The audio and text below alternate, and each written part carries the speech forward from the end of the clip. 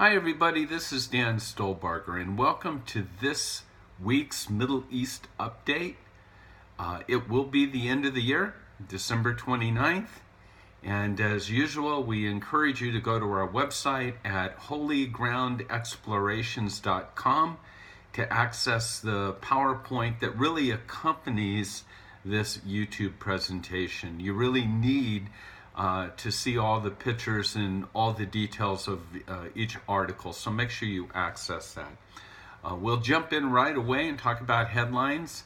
A lot of discussion concerning other nations that may be following suit as far as moving their embassies to Jerusalem. We've read about Romania as well as Guatemala. I've heard up to 10 different countries at this time, so it'll be interesting to see what transpires there. There's a growing frustration in the Arab League with the Palestinians. The reality, here's the truth. The Palestinians don't want peace. They want what they will call victory. And that victory will lead to not more land, but the elimination of Israel and the expulsion of the Jews. And all of this saber rattling about we won't work with Trump and the U.S. and all of that sort of thing, there's just a growing frustration. So we need to keep our eyes out, because it will not come as a surprise to me in the next week, month or so to see another alternative. And I think that Abbas has had his day and will be, in a sense, sailing off into the sunset. This week we'll highlight Nikki Haley. There's a couple articles there. You've probably heard that we've just negotiated a historic $285 million cut to the UN. Again, as Nikki Haley has stated, we're taking names. We're going to pay attention to those that have voted against us. And it's interesting that it's at this time that we've made those cuts. You can read about a comment about our ambassador, David Friedman. You know, this is pretty significant. He's called for the U.S. State Department to change its terminology and to drop the concept or the word occupied when it comes to the West Bank. Let's go right into the first article, Nikki the Maccabee. There's a text of her speech that she gave to the that she gave to the United Nations after the vote that was taking place that condemned the U.S. You want to take a look at that. She's not only a hero in Israel, there are many here that are thinking, I wonder if this just might be the first female president of the United States. So again, Nikki Haley, there's an article here on Guatemala. President Jimmy Morales drew praise from Israel officials by announcing that he has decided to relocate the Central America's country's embassy to Jerusalem. Make sure you read that article. On the negative side of things, there's been, it's now been up to about a 5-year drought in Israel. The Sea of Galilee, if you look at these pictures, we go to this beach a lot. It's what I call Restoration Beach. It's where Jesus met his disciples following the resurrection, cooked breakfast. It's where he restores Peter. But this picture will show you how far the Sea of Galilee has receded. We've been it is just flabbergasting to see. It's shrunk over 25%. There are those now that the ecologists are saying there's potential damage to the water quality and the ecosystem.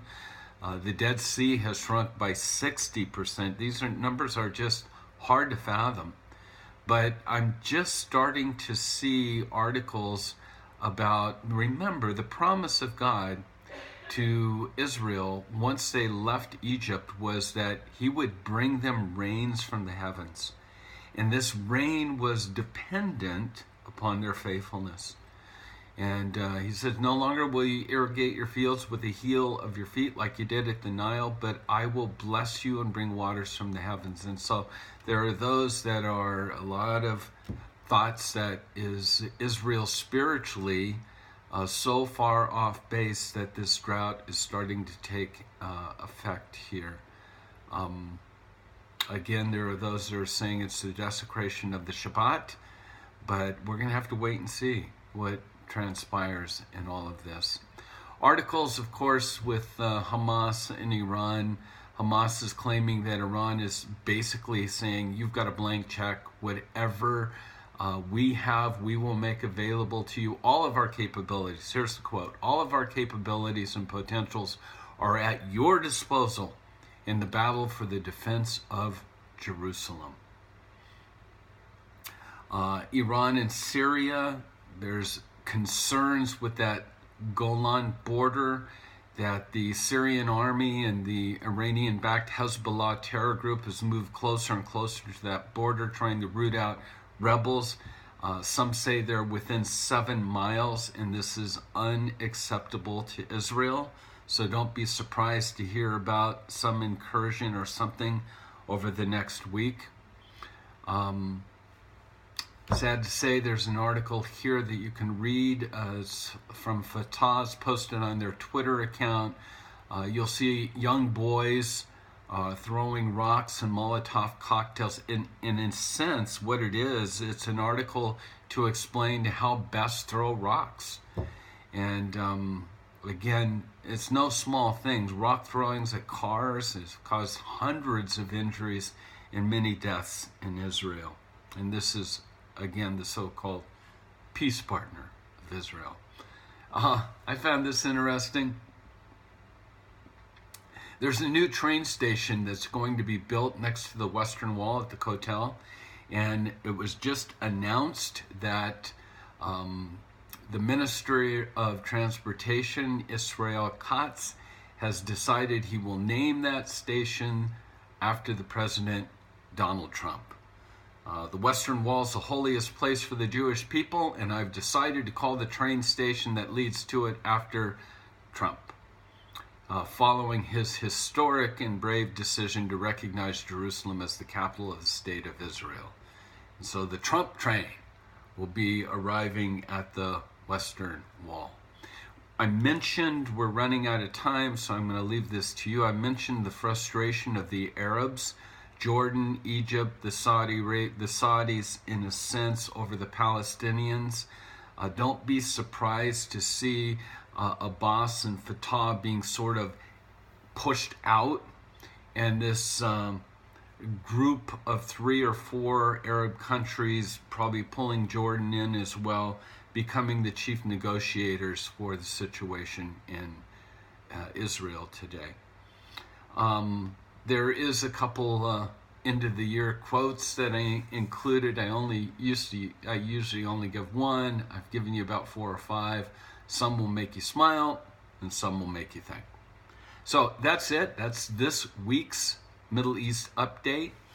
Just a reminder, end of the year giving, you can donate to Holy Ground by just going to our website, holygroundexplorations.com. All that we do in terms under the KFIR blanket, whether it's our devotional readings, whether it's our prayer room, or our Torah study, or the Psalm for the day, or the Middle East update, we give absolutely free. There are some costs that we incur, and so we're asking for those that benefit from this. We want to keep it for free, but if you can donate to our ministry, we would very much appreciate that. And then some tours that are coming up, February 8th to the 16th, we have a room still on our home church, Anthem's Church. That's Anthem Church that we attend. We're going to Israel together. It's a smaller group. If you like that mentality of a small group, you might want to join us there. We do have, it's still a 1-bus tour, but we have a larger group that's going in April 22nd to May 1st. We call that Experience Israel. If you'd like to, we just are putting together our Off the Beaten Path for the fall. It's not up yet, but keep your eyes open for that. We're really excited about that for people that have already been to Israel and are looking for a different experience a second or third or fourth time around. So with that, out of time, God bless you. Let me wish you a happy new year and get your heart ready. I think this next year is going to be many challenges, but with those challenges, of course, are opportunities as well. So God bless you and shalom.